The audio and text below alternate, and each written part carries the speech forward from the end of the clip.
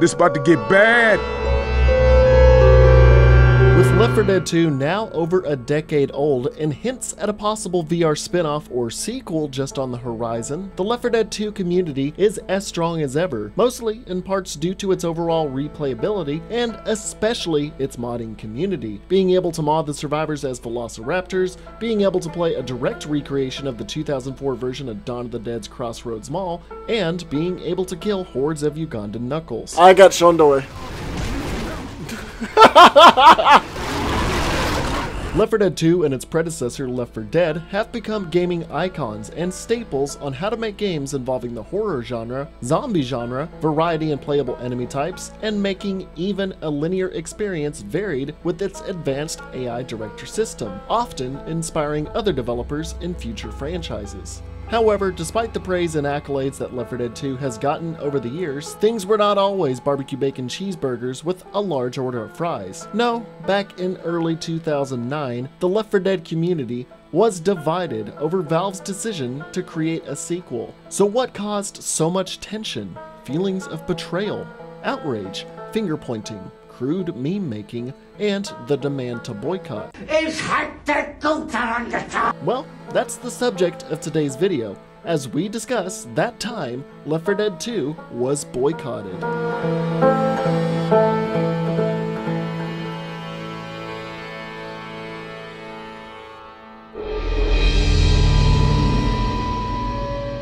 Now, a bit of history. Starting back in 2003, a small development team called Turtle Rock Studios was contracted with Valve. The team at Turtle Rock wanted to make a multiplayer experience that encouraged teamwork. Now, it wasn't until after a scrapped Wizard Combat game and watching 28 Days Later that the team had a brilliant idea: a cooperative zombie game to basically just survive. They developed some alpha bits of gameplay and were greenlit by Valve to create a new game in mid-2005.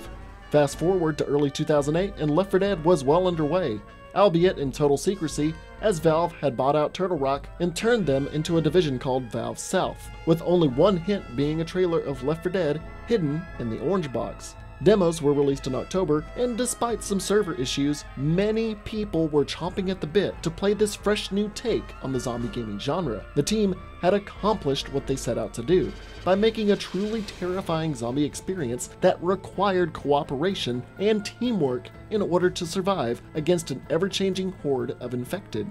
Left 4 Dead 1 was shipped out in November of 2008 to much hype and critical acclaim. However, shortly after launch, Valve South had been dissolved due to numerous issues, although Turtle Rock would see a quick revival and would still work with Valve in future updates and games until 2010. Valve came out of the gates promising frequent and free updates to the game with regular maintenance to its dedicated servers. In an interview with Video Gamer, Gabe Newell had details on future plans for their newly budded franchise pre-launch. So each time we've released one of those for Team Fortress 2, we've seen about a 20% increase in the number of people who are playing online. And that number is really important because it determines how many community created maps there are, how many servers are running, and so on. So we'll do the same with Left 4 Dead, where we'll have the initial release and then we'll release more movies, more characters, more weapons, unlockables, achievements, because that's the way you continue to grow a community over time. While delayed, major updates had rolled out. First, Dead Air and Death Toll were included in Versus mode on top of the new survival game mode and a survival exclusive map, The Last Stand, in February of 2009. From May and up until June, authoring tools to make your own Left 4 Dead maps were rolled out as well. Although no new campaigns had been announced yet, Valve's Chet Falasek has said that more content was on the horizon. But little did the Left 4 Dead fanbase know that there was a huge content behemoth lumbering forward. Fast forward to E3 2009. Microsoft was holding a press conference, with Valve tagging along to announce further details for upcoming games and content they had in store for their fanbase. Many assumed there would be big reveals for many of Valve's hit franchises, but many believed Left 4 Dead would at least have something new to show off. June 1st, the first day of the conference, a simple trailer showing the streets of New Orleans began to play. And suddenly, we have the faces of bloody zombies popping up on screen, with someone even thinking this was a new Dead Rising. Oh, Dead Rising! But after a showcase of 4 survivors and a shot of new special infected, everyone cocked their heads with intrigue and doubt until the words Left 4 Dead 2, 2, 2, Left 4 Dead 2 appeared on screen. Oh my god, dude, you're kidding me! Left 4 Dead 2 already! November 17th, was it? I think that's what it said. Holy shit! Left 4 Dead 2. That is ridiculous. A flurry of excitement, speculation, and wonder erupted at the conference and throughout the internet. What new settings would there be? A campaign set in daytime? Melee weapons? New special infected? New survivors? Forums and discussions were lighting up. However, with the news of a new installment releasing exactly 1 year after the first game was signs of an apparently changing Valve that many were reluctant to see. Within the weekend of E3 2009, devout fans of Left 4 Dead 1 took to the Steam forums and established the Steam community group Left 4 Dead 2 Boycott, no L4D2. And in the span of just that weekend, over 10,000 people joined. By the end of June, 37,000 people were gathering in a rallying cry to denounce this senseless cash grab by Valve that broke their promise of new free content updates for the first game. It was in these forums that fans expressed many different concerns. The Cliff Notes basically boiled down to what the community had gathered and read as, "We are committed to holding Valve to its promise of free continual updates to Left 4 Dead in order to build and sustain the community, to keeping the Left 4 Dead community together in order to improve the quality of online gaming.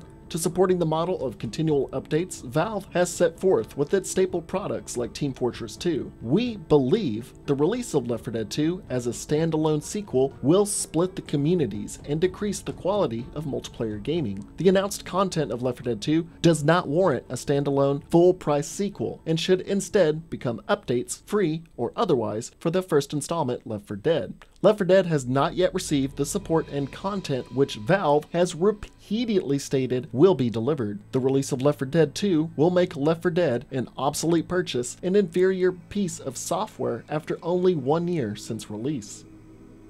At the time, many would agree with these talking points, as Left 4 Dead 1 had only received a survival game mode and measly single chapter map up until that point. Some were making the connection that Valve would turn Left 4 Dead into a yearly franchise with minor tweaks and updates, much like EA and Activision were just becoming infamous for in their franchises, because you can't spell Valve without EA. Memes, poorly made propaganda, YouTube spoofs. Das war ein Befehl!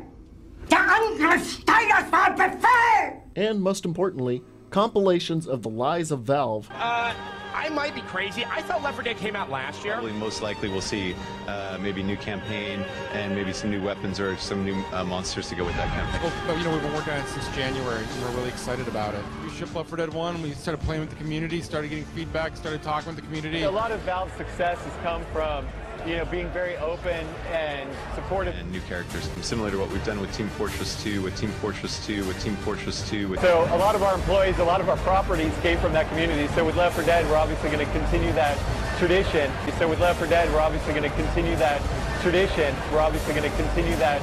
We're going to keep supporting feedback. It's great because once it's out, we can get the feedback from the fans and see what they like and how they're interacting with the product and kind of help go down that line of what they're looking for. Cluttering the internet as one side of the fan base was excited for what Left 4 Dead 2 had to offer, while the other half were livid that many, if not all, of these new gameplay additions couldn't have just been patched into the original game without a $60 price tag merely a year after launch. In an interview, Valve marketer Doug Lombardi stressed that support for the first game would not be halted and that content was still on the way. It was just that the sheer amount of content that Valve and some of Turtle Rock's development team wanted to implement was just too wide in scope to release in incremental patches like people were used to with Team Fortress 2. It was even stated by Chet Falasek that Valve head Gabe Newell was against the idea of a sequel so soon. But after discussions of the sheer amount of content that was planned, Newell greenlit the project. Fast forward to August of 2009, Valve finally announces a proper DLC campaign by the name of Crash Course that would bridge the gap between No Mercy and Death Toll, introducing 2 new chapters, new mechanics, and even new character dialogue that was somewhat self-referential. Hey, watch out for that goddamn steam pipe. Man, I love steam. Yeah, steam's alright, I guess. Crash Course was to be released at the end of September for free on PC and, thanks to Microsoft, forced a $7 price tag on the campaign for Xbox Live. However, this new content didn't really seem to appease the fan base all that much. It seemed more like of a tech demo and a cheap and rush way to compromise the promise of more content.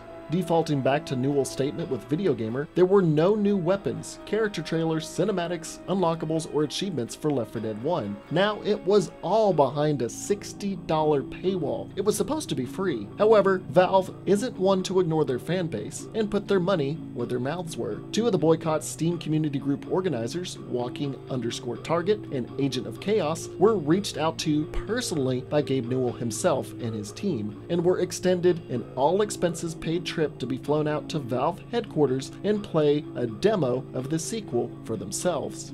The Left 4 Dead 2 boycott community was further divided on what their 2 leaders should do. Half wanted them to go so they could personally voice their concerns with the development and marketing teams instead of hoping that their angry rants on Steam forums would be read, while the other half saw it as a free vacation and if they took up the offer would be selling out their cause. Despite backlash, Walking_Target and Agent of Chaos took up Valve's offer with a serious business trip mindset. So they flew to Valve and immediately voiced every complaint and worry they had about the game they were passionate about. They were wondering why all this had to happen.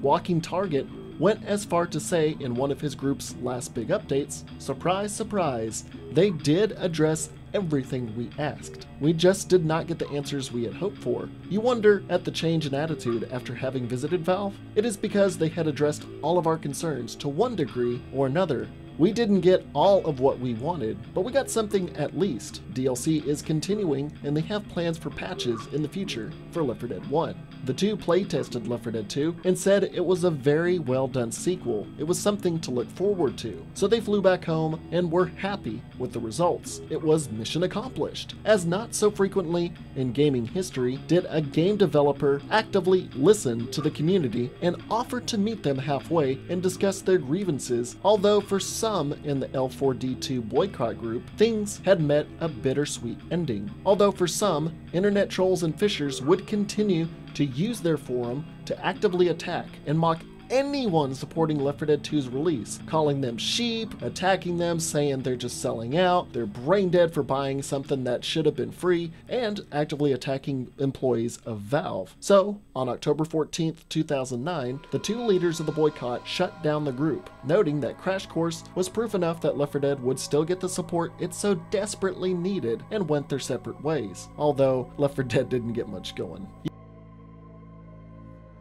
You could still check out the Steam group to this day, but most of what has gone on in the group has either been deleted or been archived. Yet some comments from yesteryears, and even fairly recently, can give quite a chuckle. Some even going as far to say that they still haven't bought the game, even though it has been free numerous times over the years, and some of them are quite passionate. 2 weeks after the group's closure, Gabe Newell went on in an interview with Gamespot to make a rather revealing piece of data about the boycotters and their contradictory nature. We can also measure how well the Left 4 Dead 2 is doing in pre-orders. And so Left 4 Dead 2 is actually, for people who've joined the boycott group on Steam, we can look at their pre-orders and they're actually pre-ordering the product at a higher rate than Left 4 Dead 1 owners who weren't in the boycott. And what that tells us is that we did a really good job of understanding what these issues were and communicating with this group of what, at the end of the day, are some of our most hardcore and supportive fans over the history of the company.